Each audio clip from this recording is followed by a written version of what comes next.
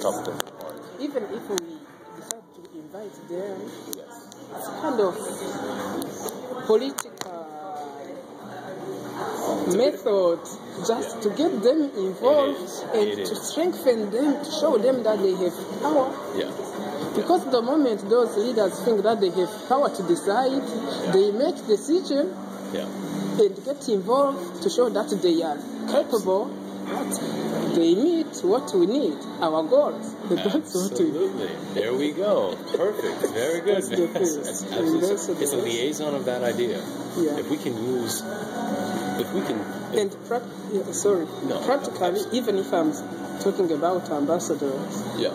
they are not always ambassadors. Those people who are interested, because I know some countries in Africa, we have ambassador, we have counselor, or somebody from. It could be the full cabinet. Yeah. Right. You just find who is interested and who's capable Yeah. of something. Precisely. Yeah, that's and now, when we're addressing, let's get on to that point, actually. So who's capable? I like that idea. Let's address the capacity to do these things in the first place. Who actually has the power to do what it is that we're trying to do?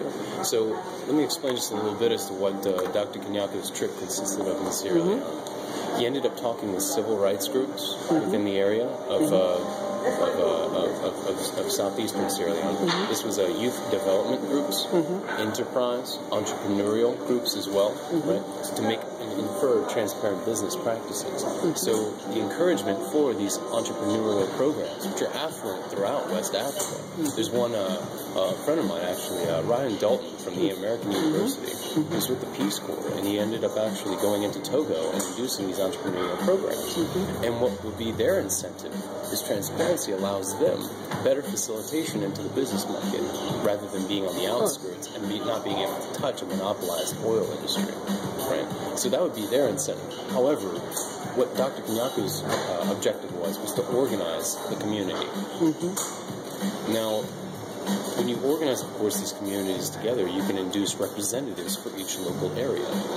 Now, this is kind of tough when you start getting into tribes, different sort of, I guess, whatever barrier, whatever, parameter that you want to go against. A lot of these people sometimes butt heads, right? However, a liaison between these groups provides for a more animate representation of that region.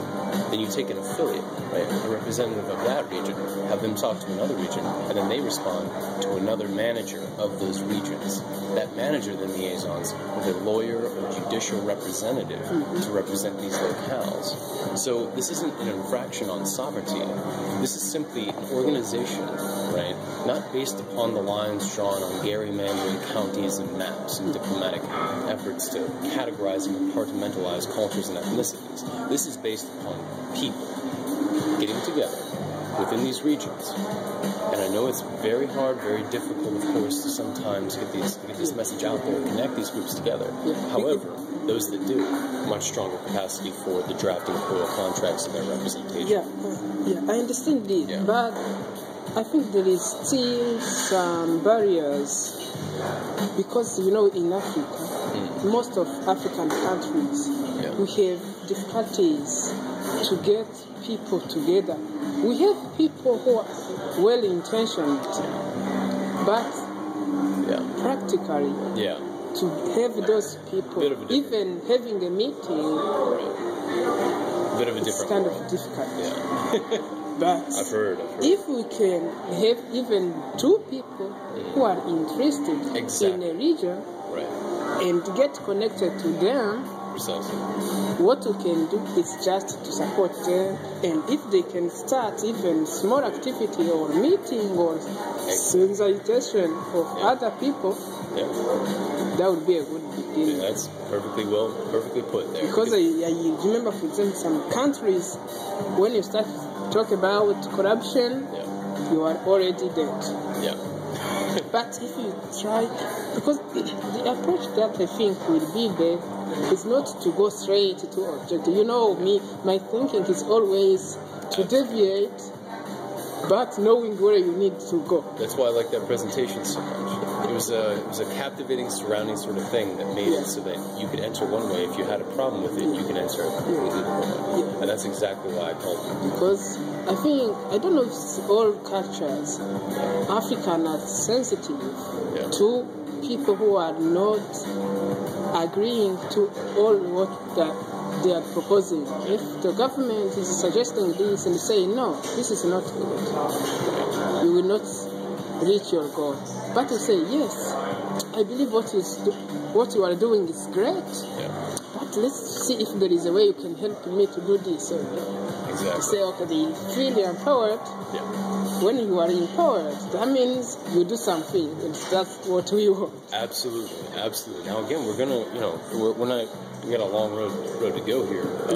But when it comes down to it, you have the organization and the capacity of a community versus a politician who wants to keep his seat, and an entire row of advisors and affiliates in that case as well.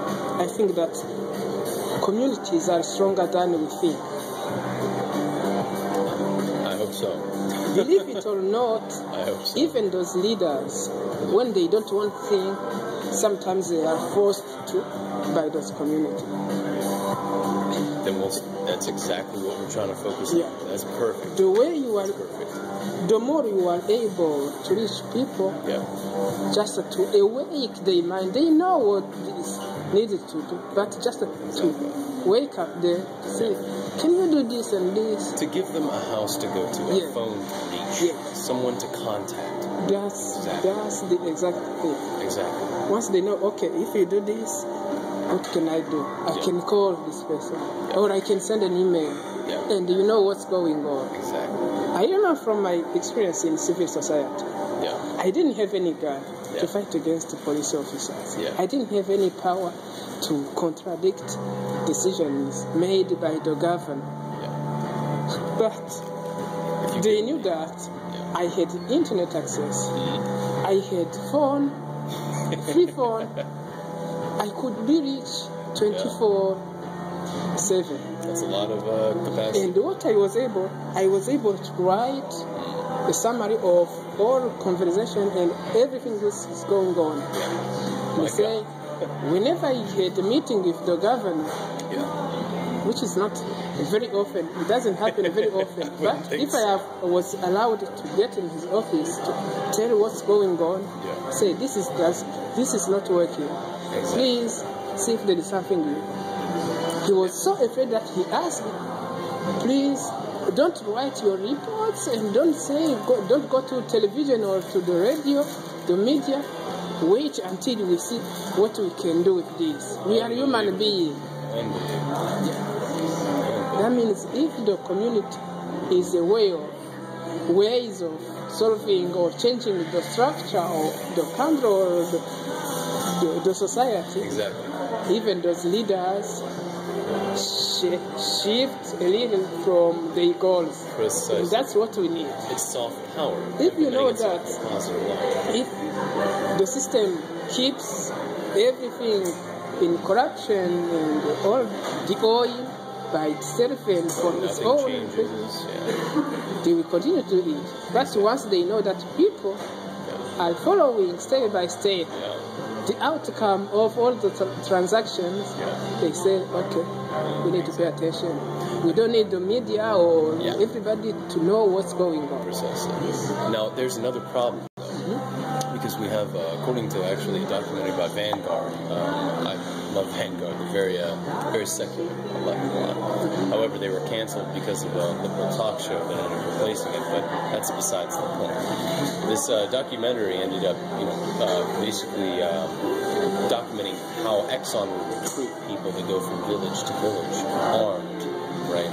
And they would fight the villagers or the rebels, right, who were going against these corporations taking over their territory. And in Port Harcourt, Lagos, especially in Nigeria, you end up having these rebels that are getting together with their boats, and they're armed to fight people who are funded by these corporations to go into this area and control that area, so they don't talk to them, so they can't organize, so they can't liaison. So what I would recommend is if we were to actually go about a campaign to address, strictly, absolutely, directly addressing this issue.